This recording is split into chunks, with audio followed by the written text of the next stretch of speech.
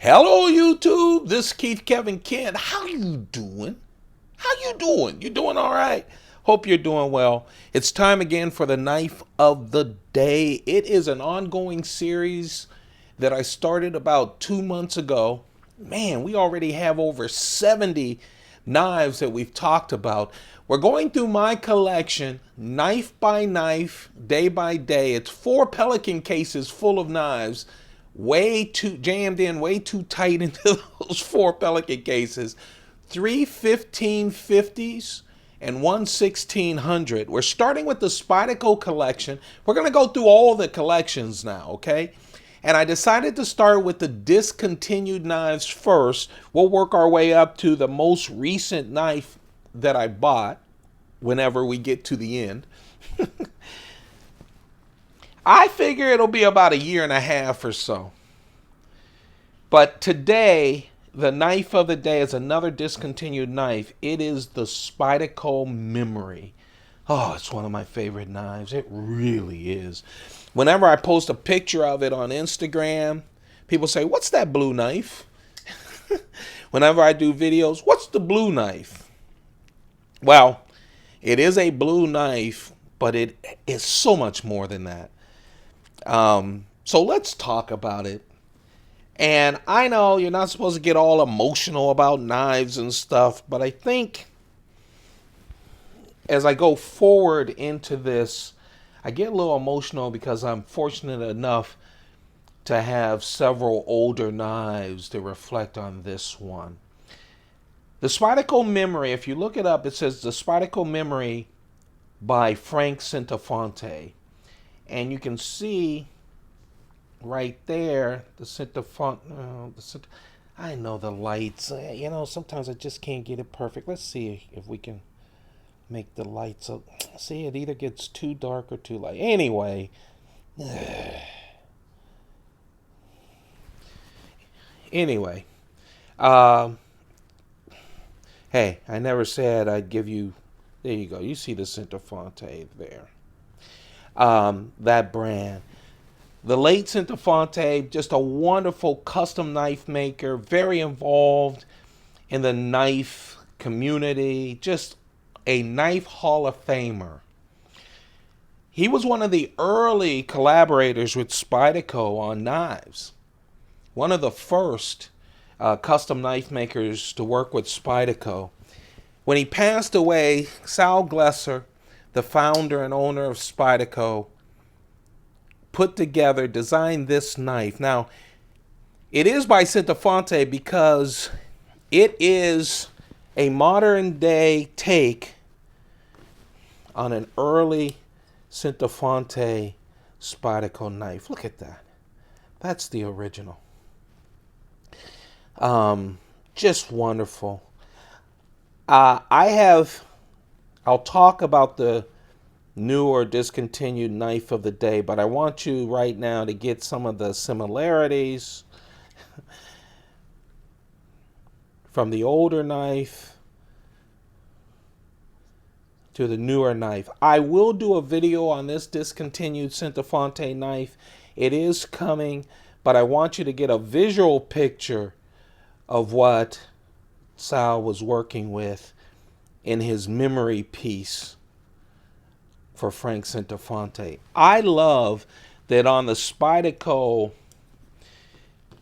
online catalog, when you look up Spyderco Memory, it tells you everything I'm telling you, but it really is just a wonderful tribute to Frank Centofanti. So you should check that out. So let's talk about this wonderful knife. It is great. So basically, looking at the older original and some of the things that Frank Centofanti had in all of his knives, whether they're customs or the Spyderco knives, they took all of those and put them into a really good knife. Now, I always talk about the reasons things are discontinued. First, they're limited editions. They were created for collectors. So they're sprint runs or limited editions, or they didn't sell that well. This one didn't sell that well. And one reason is it came out with a price of about a suggested retail price of over $320. At that point with this size knife, you're in that Chris Reeve small Sabenza 21 range. But let me just tell you something. The price is worth it. I do see these on the secondary market, not that often. I don't know how many they actually made. But let's talk about the knife itself. As I said, really comes after the original. This is full tie anodized blue. And what a beautiful blue, huh? It's just so beautiful. It is really beautiful. And where the original had what Spyderco calls Creighton, I'm calling it Creighton with a K, but it's a rubber inset. They did that with a lot of their newer knives. They put this rubber inset to give you grip, right? Instead, this is a gentleman's folder. They weren't looking for grip, but he did want to represent that.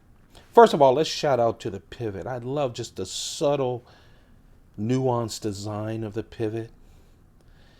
And then here's the insert. This represents the insert. And this is actually not carbon fiber. This is a wonderful glass fiber, thinner than the human hair, weaved into a twill pattern. It's under a plexiglass, so it's a smooth feeling right here. So it's not for grip, it's for design. But again, look at that wonderful pattern of that glass fiber. Just wonderful. So you have a nice, smooth, gentleman's folder handle that looks beautiful. It's a liner lock. Everything is titanium. And on the back, this is subtle, but I love that they did this. I talk about this a lot on older knives from Spyderco. Right there, that says, I love this. It says Golden, Colorado, USA, right on the handle. But on a lot of the older Spydercos, you don't have anything on the backside, even if it's not a frame lock. And the reason is easier to slide into your pants pocket, right? Yeah, they wanted it smooth going in and out of your pants pocket with the clip. They did this on this knife to represent the older knife, which I really love. This is only right hand, and it's even hard to get to the small Spidey hole from the left. Only right hand and only tip down. This is the only position for this knife. Again, exactly like the original. Okay? No lanyard hole, though, like the original. There isn't a lanyard hole. Again, gentleman's folder. Whenever I carry this, I put it in one of the Chris Reeve leather sheaths. Again, I love... Remember, this is a production knife, folks. Okay? This isn't a custom knife. So is this original, by the way. I love the lattice right here. Is that a wonderful backspacer with that lattice work? It's just beautiful. Frank Centofanti wasn't just a collaborator. We know that Spyderco works with a lot of custom knife makers on their designs. He also worked with Spyderco employees closely, showing them how to recognize quality knives, and of course, how to make them. So he was a very important part of the Spyderco organization. The blade is a spear-like shape. It is full flat grind, real nice splicer. At the end of this, I'm going to put first the original knife that I just showed you and another early knife that I've already done a video on next to this, so you can get a flavor of Frank Centofanti. VG10 steel, 3-inch blade. It's all cutting edge too, as you can see. 3-inch blade, 3.4 ounces. I mean, if the dictionary had beautiful gentleman's folder, the memory would be one of the pictures next to the description. It's just beautiful. I love that they kept, and again, this is like the original. They always kept that Spyder hole small, very functional. I don't have a problem opening it at all.